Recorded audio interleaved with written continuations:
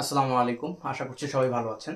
প্রাইমারির চাকরির আমরা আজকে রিভিউ শুনবো দীপ্ত ভাইয়ের কাছ থেকে, যেহেতু দীপ্ত ভাই উনি প্রাইমারি শিক্ষক হিসেবে কর্মরত আছেন, সহকারী শিক্ষক হিসেবে। তো আমরা আমাদের যে ধারাবাহিক ভিডিও বিভিন্ন চাকরির রিভিউ, এটার কারণ হচ্ছে অনেকে, দীপ্ত ভাই অনেকে আসলে মনে করি, আমরা সবাই মনে করি প্রায়, যে যে কোনো একটা চাকরি পেলেই মনে হয় আমাদের লাইফ সেট হয়ে যাবে, কিংবা আমাদের সব দুঃখ কষ্ট স্ট্রাগলের গল্প শেষ হয়ে যাবে। কিন্তু চাকরিতে যাওয়ার পর যখন দেখি, মানে অনেকে দেখে মানে অনেক কিছু, তখন হতাশা স্ট্যাটাস দেয়। যেমন অনেকে ব্যাংকে গিয়ে বলে যে ব্যাংকের চাকরি কেরানির চাকরির মতো, সকাল সন্ধ্যা রেগুলার হচ্ছে, 9টা 5টা বা 10টা 6টা একই রুটিন, সব তখন বোরিং লেগে যায়। তো অনেক সময় আর কি চাকরিতে ঢোকার পরে 2-3 বছর পরে গিয়ে আর চাকরি সুইচ করা সম্ভব হয় না, অন্য চাকরির প্রিপারেশন নেওয়া সহজ হয় না। তো সেক্ষেত্রে আসলে হতাশায় ভোগে, বাকি জীবনটা হতাশায় কেটে যায়। তো সেই ধারাবাহিকতায় আমরা আসলে শুরু করেছি একটা এরকম সিরিজ, যে সেখানে বিভিন্ন চাকরির রিভিউগুলো আমরা নেব, সুবিধা অসুবিধা সব জানবো। তো আপনি যেহেতু প্রাইমারি শিক্ষক হিসেবে কর্মরত আছেন, তো আপনার নিজস্ব অভিজ্ঞতা থেকে, এবং এখানে আপনি বলবেন সাইড, আপনার যেহেতু সাইড একটা বিজনেস বা আর্নিং সোর্স আছে, তো সেটা থাকলে বা তা না থাকলে এটাকে মাথায় রেখে, বা এটাকে মানে আমলে নিয়ে বলতে হবে। যদি কারো থাকে এটা, তাহলে কি হবে, কিংবা কেউ যদি শুধুই চাকরি রিলেটেড, মানে চাকরি ডিপেন্ডেন্ট হয়ে যায়, প্রাইমারি চাকরি ডিপেন্ডেন্ট, এই বেতন দিয়ে চলতে পারবে কিনা, এগুলো নিয়ে যদি আপনাদের আমাদেরকে একটু বলেন।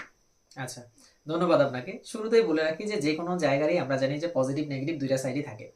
প্রথম কথা, একটা চাকরি আমাদের দরকার, কারণ হচ্ছে পায়ের নিচে একটা মাটি দরকার ভাই, অবশ্যই। এবং সেলফ কনফিডেন্সের জন্য। হ্যাঁ, হ্যাঁ, হ্যাঁ। আমার চাকরি নাই, মানে আমি বিভিন্ন রকমের ডিপ্রেশনে ভুগছি।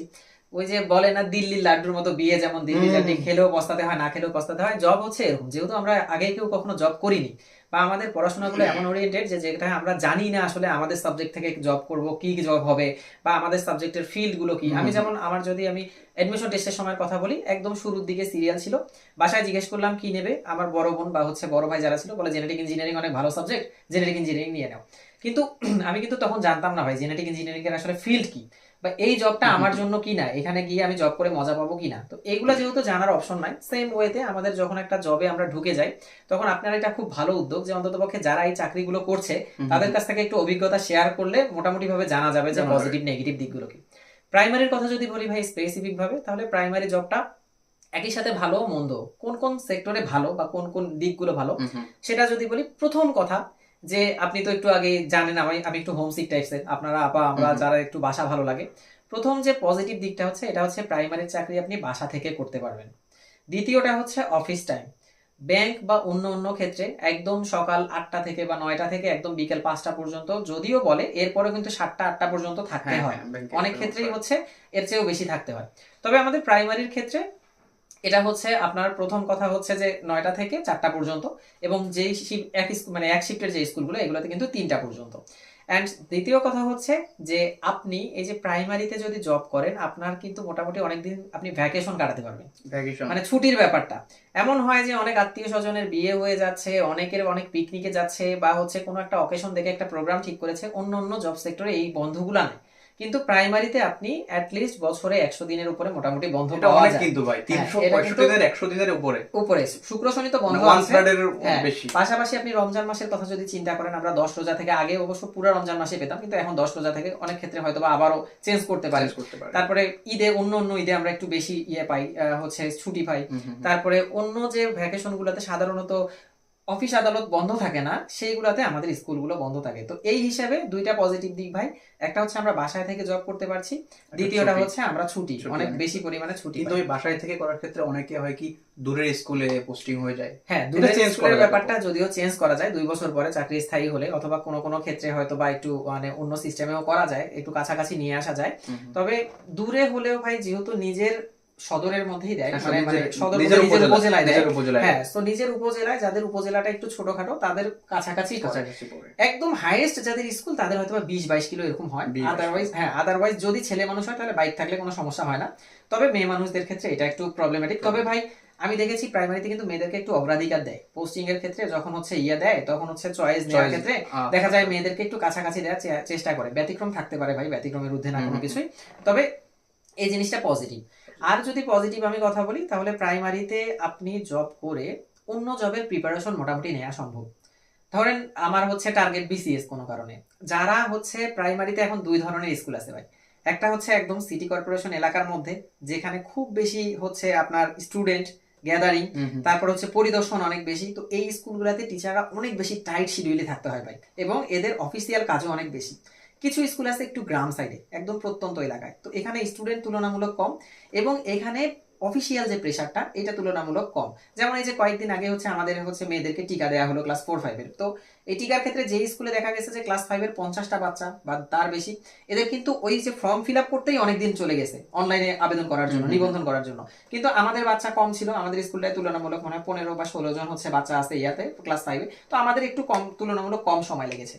তো এইটার দিক থেকে যদি বিবেচনা করা যায় যে আপনি যদি প্রিপারেশন নিতে চান, যদি আপনার ভাগ্য ভালো হয় বা একটু গ্রামের চাইতে স্কুলে আপনি শিক্ষক হন, তাহলে আপনি স্কুলে গিয়ে পাশাপাশি বাসায় এসে কিন্তু প্রিপারেশন নিতে পারছেন। প্রিপারেশন নেওয়া যাবে। কিন্তু এই যে শহরের ক্ষেত্রে কিন্তু এটা কিন্তু এক না ভাই, এটা আচ্ছা, আচ্ছা, ডিপেন্ড করছে আচ্ছা। আপনার ভাগ্যের উপর। দুটোই হ্যাঁ, বলেন আপনি। দুইটাই হচ্ছে আমি হ্যাঁ। বলে দিলাম যে যদি সিটি কর্পোরেশন এলাকায় বা একদম যে এলাকাগুলোতে অনেক বাচ্চা কাচ্চা, সেখানে হচ্ছে ভাই সেখানে আপনি সম্ভব হবে না। একটু বেশি চাপে থাকবেন। তারপরে হচ্ছে একদমই সম্ভব না এরকম না, ব্যাপারটা মোটামুটি ভাবে আপনি করতে পারবেন।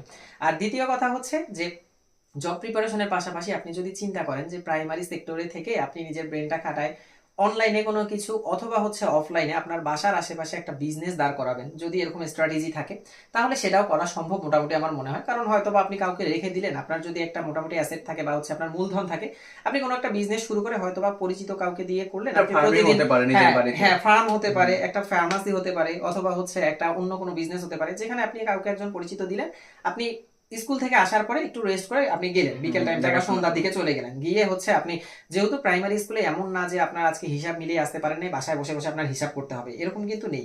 কিছু ক্ষেত্রে হচ্ছে আপনার যখন ট্রেনিং থাকে বা ইয়ে থাকে, সেই ক্ষেত্রে পিরিয়ডটা আলাদা, এবং আমি বললাম যে ডিফারেন্স আছে, কিছু স্কুলে অতিরিক্ত চাপ, ওগুলোর ক্ষেত্রে আমি বলছি না।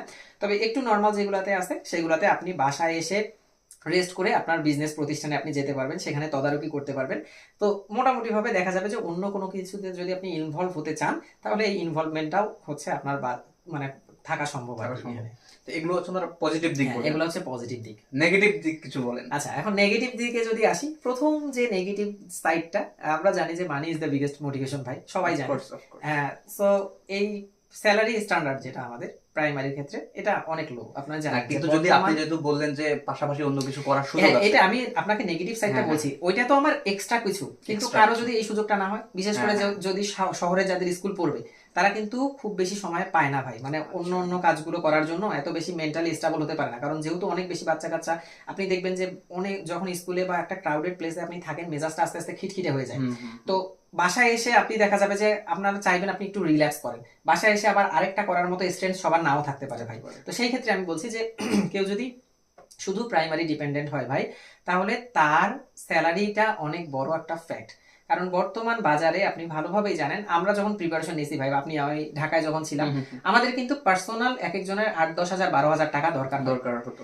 সেখানে প্রাইমারিতে স্টার্টিং স্যালারি মোটামুটি 20 হাজার টাকা বলা যায়। তো এই স্যালারি দিয়ে আপনার ফ্যামিলিটা, যদি আপনার হচ্ছে বাবা হচ্ছে আর্নিং সোর্স না থাকে বা অন্য কোনো আর্নিং সোর্স না থাকে, তাহলে শুধুমাত্র প্রাইমারি স্যালারি দিয়ে একটা ফ্যামিলি চালানো খুবই দুষ্কর ভাই। একদম বিশেষ করে গ্রামের জয়েন্ট ফ্যামিলি গুলো, আপনার যেখানে বাবা আছে মা আছে, যদি শুধুমাত্র ওয়াইফ থাকে, ওয়াইফ কিছু একটা করে, সেই ক্ষেত্রে ব্যাপারটা আলাদা। কিন্তু যদি আপনার জয়েন্ট ফ্যামিলি হয়, বাবা মা চাচা চাচি বা দাদা দাদি যদি থাকে ফ্যামিলিতে, তাহলে এই স্যালারি দিয়ে ভাই একদমই মানে চলা খুবই খুবই খুবই কঠিন। এটা হচ্ছে ফার্স্ট কথা। সেকেন্ড কথা হচ্ছে যে আমাদের সামাজিক মর্যাদা, যদিও বলা হয় যে টিচার জাতির মেরুদণ্ড, তারপর বইয়ের ভাষায় অনেক কিছু বলা হয়, কিন্তু প্রকৃতপক্ষে ভাই প্রাইমারি টিচারকে এখনো ওই লেভেল বা ওই চোখে এখনো দেখা হয় না ভাই। কি করে প্রাইমারির মাস্টার এরকম। ইভেন আমরা তো এখন অনার্স যোগ্যতা করা হয়েছে, কিছুদিন আগে ইন্টার ছিল, আপনি জানেন 2018 সালের আগে। তখন হচ্ছে মানে আমরা এখন বাইক নিয়ে দেখা যায় স্কুলে গেলেও বলে তোদের সাথে প্রাইমারিটা যাচ্ছে না, তোরা লুঙ্গি পরিয়ে আসবি বা হচ্ছে এটা রশি নিয়ে আসবি। এরকম মানসিক দৃষ্টিভঙ্গি এখনো রয়েছে। তো যারা মানে অনার্স মাস্টার্স কমপ্লিট করেছে বা একটা পাবলিক ভার্সিটি থেকে পড়াশোনা করেছে, অনেক ধরনের কথা হজম করার মতো অ্যাবিলিটি নিয়ে এখানে আসতে হবে ভাই। আচ্ছা আচ্ছা। কারণ তাদের একটা এক্সপেকটেশনে যে হ্যাঁ তুই তো আসলে একটা এই পাবলিক ভার্সিটিতে পড়াশোনা করছিস, 13 গ্রেড কিন্তু আবার অনেক, কিন্তু থার্ড ক্লাস 13 গ্রেড কিন্তু অন্য চাকরিতে, তৃতীয় শ্রেণীর আর কি, কিন্তু অন্যান্য চাকরি থেকে 13 গ্রেড কিন্তু ভাই অনেক। হ্যাঁ, অন্যান্য ইয়ার থেকে অনেক, কিন্তু ওই যে বললাম আপনাকে যে আপনার একটু হচ্ছে মেন্টালি স্টেবল হইতে হবে, কারণ ওই ধরনের কথাগুলো আপনার হজম করতে হবে। তো প্রথম কথা হচ্ছে যে বেতন কাঠামো, দ্বিতীয় কথা হচ্ছে যে আমাদের গ্রেডিংটা, তৃতীয় কথা হচ্ছে যে এই যে সামাজিক যে প্রেক্ষাপটটা। তো এই দিক থেকে চিন্তা করলে ভাই প্রাইমারি জবটা হচ্ছে একটু কষ্টকর হয়ে যাবে, শুধুমাত্র যারা প্রাইমারির কথা চিন্তা করে আসবে। আদার্স যদি কোনো সাইড তার না থাকে বা ইনকাম সোর্স না থাকে, তাহলে ভাই তাহলে শুধুই দর্শক, তাহলে আপনারা জানলেন যে যাদের হচ্ছে প্ল্যান শুধু প্রাইমারি চাকরি করবেন বা এরকম প্ল্যান, তাহলে এগুলো মাথায় রেখে আসতে হবে। তো ভাই প্রথমে যেগুলো সুবিধার কথা বললেন সেগুলো কিন্তু আসলে আমি চিন্তা করলাম, মানে হিসাব করে দেখলাম অন্য চাকরি যাওয়ার কথা। প্রথমে এসে ছুটি অনেক পাবেন, পড়াশোনার আপনার সুযোগ থাকবে, এবং সাইড বিজনেস আপনি করতে পারবেন, ফার্মিং হতে পারে বা অন্য কোনো বিজনেস হতে পারে। তো শুধু প্রাইমারি চাকরির জন্য যে বেতন কাঠামো সেভাবে আসলে চলাফেরা করা কঠিন। তো এগুলো সব চিন্তা করে যারা আসতে চান তারা আসবেন।